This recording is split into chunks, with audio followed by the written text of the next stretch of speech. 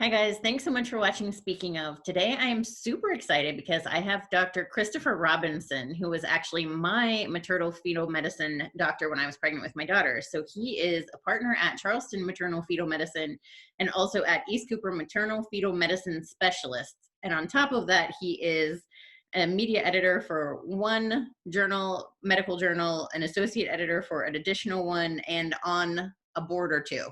So, Dr. Robinson, thanks so much for being here. Good morning. How are you this morning? Good.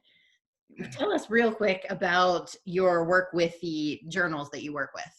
Yeah, so it's very interesting work. One of the highlights of working with journals is really looking at what is up and coming, what are the new areas of science. How are we going to push clinical care into the next decade? How are we going to improve outcomes for women? How are we going to improve outcomes for their unborn babies and their newborn babies? And I think those things are very important in looking at the directions that we move as we move year to year, because certainly pregnancy is one of those things that often has been understudied. Pregnant women have not been given the opportunity to really be involved in studies. And so now we are really seeing kind of a rebirth of research around pregnancy, where we're going to really understand, how does the placenta work? How does the placenta work to support the baby? How do medications interact with pregnancy? Which ones should we continue? Which ones should we not?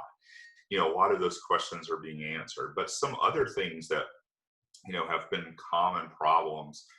If we look at the great obstetrical syndromes, as they're known as preterm birth, as well as pre-eclampsia, probably representing a lot of the morbidity and mortality.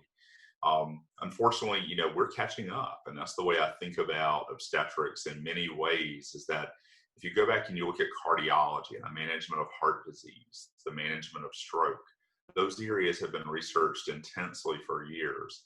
And finally, women and pregnant women have a place where research is also very important for them, and ensuring their inclusion in research is important. What is maternal fetal medicine? Because it's an area that, unless you have a high risk pregnancy and you get referred to a maternal fetal medicine doctor like yourself, people don't know that it exists.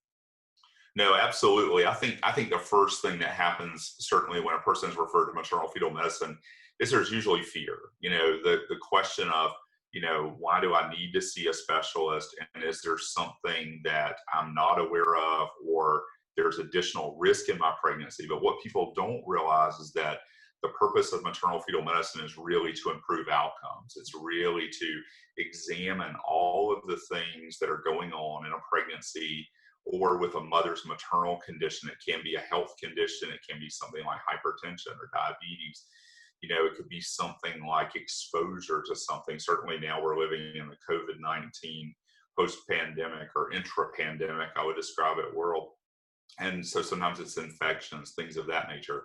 Sometimes it can be the health of the baby. We're really trying to improve the health of the baby. Maybe growth is not ideal, things of that nature. Or maybe it's based upon a prior pregnancy history. In other words, the person has already lived through a pregnancy that was affected by a condition. The key in looking at maternal fetal medicine is we work to improve the outcomes for both mother and baby. And we work to ensure that both of those things are focused on, as well as looking at what things can we alter, what things can we do to improve the outcome for that mother and baby. Certainly, one of the things I think that women feel is a lot of being out of control. So, in other words, is the outcome out of my control? Well, we try to put the control back into place for that mother. Help that mother to understand all of the things she can do to help improve that outcome. And I think that in and of itself is one of the greatest powers that a pregnant mother can have, is feeling in control and knowing that she does have some capability to change the outcome. I felt that personally with you because I didn't feel like I had control over it. And I had preeclampsia and then progressed to severe preeclampsia. And I actually think I was right on the borderline or got help when my daughter was delivered. I remember thinking what can I do about this? And in full disclosure, you said preeclampsia has been around since biblical times, and we don't know everything about it, and we can't figure it out. And that is an area that you study a lot to try to find those answers. But I loved that while you can't get a true yes or no in most things in medicine because you just can't determine that, you were so great about giving me the level of risk. You said if you're on a ladder and you're on one of the lower levels and you're falling and skinning your knee, and at the top you're falling off of a bridge. You said you're halfway up the ladder and you're definitely not getting lower, but we're going to do everything we can to get you as far as we can before you're getting to the top, which was such a tangible way to think about that. One other side note, you had somebody in your office who worked, and she said that she had a goldfish that she kept alive for like 8 years. And I was like, okay, if his team can keep a goldfish alive for 8 years, then this man is able to do all these amazing things. I'm going to be in great care.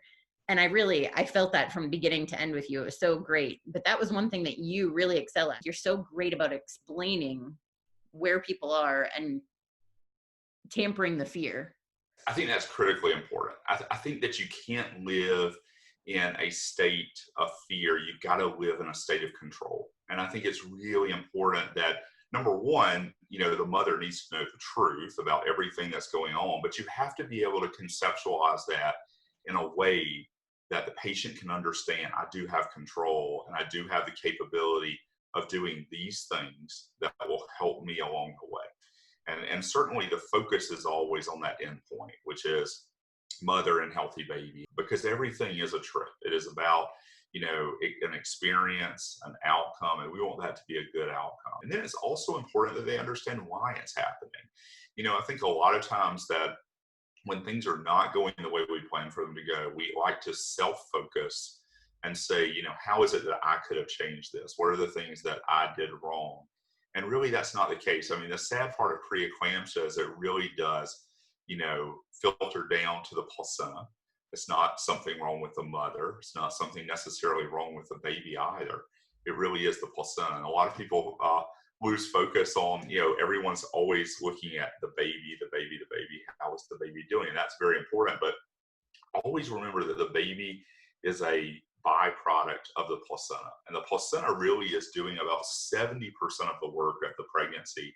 The baby is about the other 30%. And so really, placental health has become a real focus in our specialty. How is it that the placenta can be maintained? How can the placenta be optimized to support that baby? We like to use the analogy of when a person has a glucose load, which is a sugar. So let's say, for instance, you have some type of meal and it has some sugar in it. 70% of that actually goes to power the placenta. 30% goes to the baby. We recognize that pre-eclampsia is probably the culmination of events that took place in the very early part of that pregnancy. So in other words, when implantation takes place, that first pregnancy test, when we know that the pregnancy has been established, that's when you first realize that the placenta is developing, the placenta is establishing what is going to happen for the rest of pregnancy.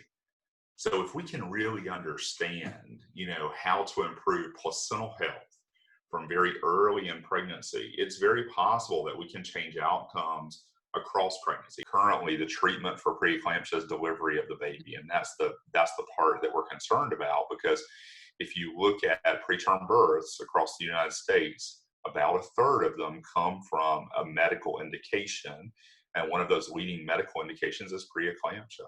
Mm-hmm. So, that's really critically important to us to really understand how is it that we can improve the placentation from early in pregnancy. And so we have done some things that seem to suggest, improved outcomes. One of those really simple things is a low-dose aspirin. So the U.S. Preventative Task Force, for instance, has found that just giving a mom a low-dose aspirin can reduce that risk of getting preeclampsia later on. There's other European literature that even suggests that fetal growth is improved, and the way the placenta develops may be impacted substantially by a low-dose aspirin in the appropriate use, appropriate pregnancy. Now, I think that's always something you need to talk to your doctor about as to whether you start on it. But what we do recognize is that probably the number of people who are indicated to be on a low-dose aspirin is much greater than those that are not. And so I think it's one of those good questions to ask, when you're talking to your doctor about, your pregnancy and how do I improve pregnancy outcomes. Is there a role for me in low-dose aspirin? You talked at one point about your goal being a healthy mom and a healthy baby. What does, in your practice, a healthy baby mean? Does that mean a baby that maybe was born prematurely and can survive, or does that mean getting them to full term? So I think ideally it's always getting to full term. So when safety is present that allows you to get to full term, that is the most important outcome. We know that full term babies have the ability to do additional development in utero that's important for postnatal life, and we think that's critically important. However, we also recognize that there are conditions that may intervene that preclude the ability to say, I'm going to go to full term. Some of those things can be diabetes, patterns of fetal growth, low fluid around the baby, the pre-eclampsia, hypertensive disease of pregnancy. And the reason we look at those conditions differently is because we know those conditions carry a higher mortality rate. So the worst case outcome certainly is a baby that doesn't survive because the baby did not have the opportunity to be born alive. And I think that is what we're always balancing. You're always balancing, is the baby better on the inside, or should we bring this baby outside? A good example is a baby that's not growing. A baby on the inside that has failed to achieve growth, or is not growing normally, or its growth has plateaued where it's no longer growing, or the blood flow to that baby from the placenta is having difficulties by, looking on ultrasound and seeing that. Those are babies that probably belong on the outside. So those are babies that, we can take them out, we can feed them, we can grow them, assist them in their further development on the outside. And I think that's important too. So that's what you're always asking yourself, and that's what you're weighing. But fortunately, in many cases, we can prolong that pregnancy to get that person to term. And it's just about optimization. It's about looking at all of the things that we can do on the pregnancy side of the equation. What can the mom do? Those sorts of things to optimize growth. Things like focusing on protein intake, removing things that may have, adverse outcomes with growth. Things like smoking. We look at, have we attained adequate weight gain over time? Those sorts of things. And then we look at interventions like aspirin and vitamin D supplementation in women who have hypovitaminosis D. Doesn't have the strongest evidence with vitamin D, but there is good evidence that there is some effect on placentation and placental development. What is the best day at work for you? What makes you excited about your job? Yeah, I think it's giving patients good information. Number one, it's education. I think one of the things that can be very empowering for a patient is education. One thing that's very different about the way we practice medicine is we sit down just like we're doing today and we talk with the patient. It's not a rush in, rush out sort of situation. If you have questions, there's no question that's not important. And I think the empowerment comes with when you understand, just like when you discussed early on in this conversation, when you understand what the impact is and how you can control your outcome, and you understand all the parameters, you leave feeling much better. There's nothing that's better for empowerment of women than education and providing them with control. And I think both of those things are critically important. But I think giving people good news and giving people hope and guiding them down a process and guiding them through their pregnancy is one of the most important things we do.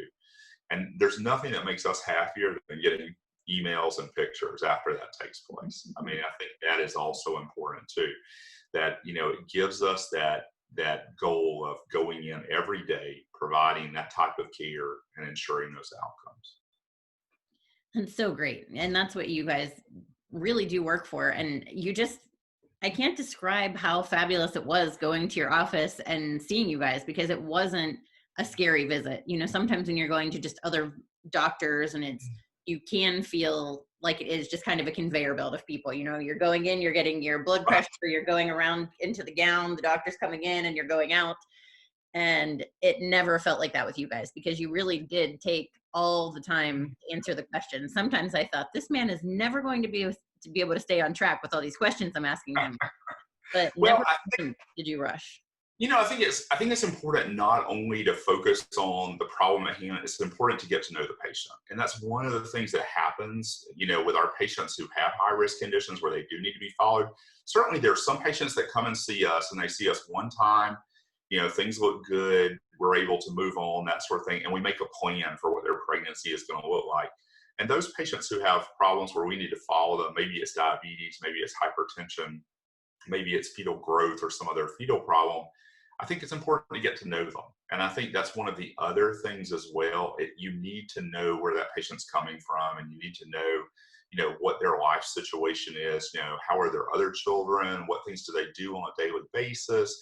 All of those things are important. You have to consider that. You have to consider that as to, how easy is it to come to an appointment for this person? What is the best way of delivering care to this person? What types of things does their spouse or partner need to know about in planning for their time off? Even discussing things that after the baby comes home, starting to introduce that information and that education early in the process, I think is important when there's a high risk condition, or when there's something unusual going on like COVID-19. Certainly that has changed, some of our education has changed, regarding different aspects of care and when we're going to deliver that care. So I think, looking at the patient not as a problem, but looking at the patient as a person is really, really important in how we deliver care. And that's how you improve outcomes. You can take science and you can know science very well, which is one of the things we focus on. But how you deliver that science and how you deliver that information and that cure is equally important. It feels like that is your mission. I don't know what your written mission is, but that really feels like it is, combining science with the person and making sure it's the best approach. Whenever you were treating me, you told me about some incredible things that you were doing that just seemed like you were a superhero. It was unbelievable. What are some of the most amazing things that stick out in your mind that you've been able to accomplish to help a baby over this time? Yeah, so I think there's lots of things that we see that are what I would call the unanticipated, where we deliver care at really the cutting edge and really when the unanticipated is going to occur. I think of two different scenarios. One is patients who experience premature cervical dilation and cervical incompetence in their pregnancy, where there's a risk of losing their baby. And that is caught early, fortunately, and we're able to place that pregnancy back into the state of into their uterus and save that baby through stitching the mom's cervix closed in that stage of pregnancy. Not all of those outcomes are good, but a lot of them can be good when detected early. And so that immediately changes a patient's, risk from being very, very high risk for loss of that pregnancy altogether, all the way to delivery of a healthy baby at term. And so we've had numerous cases of that. We do focus on that. Some of those women who have lost a baby, certainly we take care of them as well. That may be a loss of a baby from a critical genetic problem, or the baby passed in utero from a condition that we were then able to help remedy such that that patient then has a good outcome. And then I think of our babies that are at risk for anemia in utero that need fetal blood transfusion, where we actually have to give a baby blood that's on a shelf on the outside so that it can continue its intrauterine development on the inside. And so we're able to provide babies with that ongoing care where they are able to stay inside for a longer period of time and experience a term delivery as well. So we have lots of interventions that have capabilities. And then when we have individuals that have needs that are outside of that expertise, for instance, if they need fetal surgery or things of that nature, we are closely aligned with people nationally who can provide different levels of fetal surgery and send that patient out. And we've had patients that go out and have cures after a fetal surgery. We continue to follow them, and they go on to term and deliver a term healthy baby. And that's very important too. So I think, maternal fetal medicine is never just one person. Sometimes it's a network of people. And sometimes if you need someone who can operate on your baby in utero, we have that capability. We have expertise in different areas nationally, depending upon what a person needs and what that specific outcome demands in that case. So I think those are situations that are very important. One of the other things that I've had an interest in the past and worked with is obstetrical trauma. Things like women who are in car accidents. No one plans to be in a car accident, and no one plans to have, an adverse outcome with that, but also helping take care of those patients and monitoring and taking care of those patients post motor vehicle accident, or even at the time of, a presentation with motor vehicle accident is still very important to us. And so there's the normal things that just happen that we don't have control over, and sometimes we get involved in those as well. And that's very, very, it's good to be a comfort to a patient who is very fearful of the unknown and fearful of the future, and be able to instill them with the hope and with the care that they need to get through that process going forward. Listening to you and all of the different things that you do, and I know pre-COVID, you used to travel to other facilities and treat other patients in different states. And I am also a Facebook friend of yours, so I will look on your Facebook and I'll see you're doing great things, going places. You have a wife and 2 sons.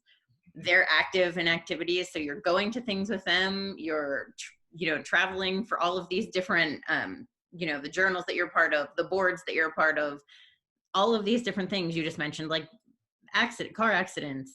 You can't predict when those things are going to happen. How in the world do you do this? I'm convinced that there must be a phone or two, because you do everything with endless energy and care and seem to be excelling at every level of them. Yeah, so it's kind of interesting. It's good support at home, number one. I'm fortunate to have a wife who, understands that process and understands some of the unpredictability of things and that sort of thing. And that keeps me going. Also, having had 2 children of my own, and seeing that process, I think is very important. And then just thinking back to all of the patients that we have helped and seeing what their outcomes are like, and seeing that that's the energy that just keeps you going in this specialty. I think that, there's 2 ways to look at health. You can look at health from the population standpoint, and I think that's very important. That's the science side. In other words, what is the best thing for everyone out there? But then the day-to-day, what keeps you going is, what have I done for the people I see day in and day out? And I think that's really important. And having a focus on that is critical in a physician's well-being. In other words, looking at like how you operate day to day, and why do you get up at 5 a.m. and start work, and why do you end at 10 p.m. reviewing this manuscript for this journal, or reviewing this manuscript for this journal, or looking at this study and vaccination outcomes. Those things are very important in, fueling your capability and fueling your desire to continue on. Part of our family, and especially, are our patients, and, seeing those cards come in with those babies and seeing them grow up, and, what happens with them and where they're at today. And that's a reward enough, I think, to keep you going. So that's very important.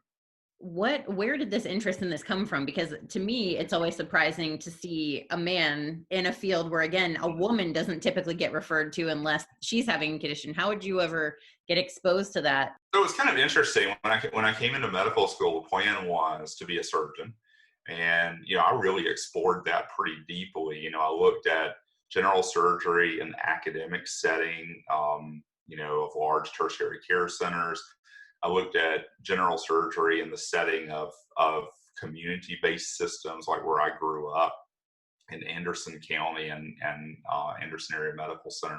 So I actually went and looked at all of those different things. And when you're going through medical school, one of the things that's fortunate is that you're exposed to every aspect of medicine. So in other words, you go through rotations, you look at different things, and you kind of feel a connection, I think, to certain things. And so when I was coming through medical school, surprisingly, internal medicine, I loved internal medicine. They really focus on the specifics. I am very type A. I am very specific focused. And so that was one of the things I really enjoyed. However, sometimes we could focus on things that were very specific for hours. So for instance, you might start at 6 a.m. focusing on something, and you're still focused on it at 2 or 3 o'clock in the afternoon, but you haven't necessarily fixed the problem. And that was a little frustrating. But then you also didn't have surgery. There was no procedural surgical component to that. So went to surgery and enjoyed surgery. And then came obstetrics. And obstetrics is the best of both worlds. I think that, you work in the land of medicine because you're improving outcomes through the application of medicine to women who are pregnant, which requires special expertise and care. But then you're also operating, and you're still, in the surgical arena. So it was kind of a best of both worlds. And I said, well, maybe I'll look at GYN oncology and do surgical cancer care and that sort of thing. And so went through the rotations then in obstetrics, and did 4 years of training in obstetrics and gynecology. after going through all of those experiences, had an interest in research, had an interest in pre-eclampsia, fortunately had great mentors that I worked with that, had an expertise in pre-eclampsia. And that led to a lot of other opportunities. And so basically, worked a lot in pre-eclampsia, ended up working in some specialty scientific areas that really allowed me additional training in clinical trials and clinical trial design and conduct of research, that sort of thing. So that was very fortunate as well. But it was a combination of things. What I did not enjoy were areas where I felt like that you were more of a technician and not necessarily developing a connection to the patient. So in other words, if you had no continuity of care, say for instance, someone has an appendicitis, you had an appendicitis, but the amount of time you spent with your surgeon was minimal. I mean, and you may or may not even remember who that person is. But it certainly was a critical part of your life, and they did an important thing for you. So I think that continuity of care was also important. It's one of the things that I enjoyed. That makes total sense hearing you talk about it. All the things that you love about this makes so much sense just knowing you, a little bit as a person that I do. So final question, where do you think you and maternal fetal medicine are going to be in 5 years? Yeah, it's a great question. I mean, you take it year by year. I mean, I think that's always an interesting question is where are we going? I think that, part of the way that we treat patients in obstetrics is going to begin to look at more of a personalized approach. It's going to look at personalized risk factors. We're already starting to do that. We're looking at interventions that can be applied to specific populations to improve outcomes. I think some of those things are going to be found out non-invasively, meaning that the ability to draw blood. We're learning about this in cancer now. What things can you learn about your cancer and your risk for cancer by drawing your blood? Well, the next question is, what can you learn about how we should take care of your baby by drawing the mom's blood? Mm-hmm. And so, what are the specifics? What are the things that we can actually optimize for that pregnancy through very non-invasive, or as minimally invasive as blood draws and things of that nature? How do we do that? How do we optimize imaging? I mean, one of the things that has dramatically changed over my training when I was a medical student, a lot of people now have 3D pictures of their baby. They don't realize that when I was a medical student, ultrasound machines could do that in the very late phases. But the way it worked is you came in, we took an ultrasound of your baby, and the next day I could see the picture because the computer took, more than 12 hours to render the image. Now we can see that stuff in real time. And it's kind of one of those things, sometimes technology comes before application. And that has really been one of the things I think, with 3D that has happened is that the technology came before the full understanding of application was there. And so now we're getting into a lot of those areas and looking at how that can improve outcomes as well. So imaging quality has changed. I think that will continue to change. And then we'll continue to look at, the science and where it's going and really optimize how to provide clinical care to the individual patient. That's what will always remain important is we need to know how to take care of the masses. We need to know how to take care of, all pregnancies, but we also need to know what is best for which patients. And that's very important going forward. Well, thank you so much. I look forward to everything that you're going to do. Thank you so much, Dr. Robinson, for being here. And thank all of you guys for watching. Bye.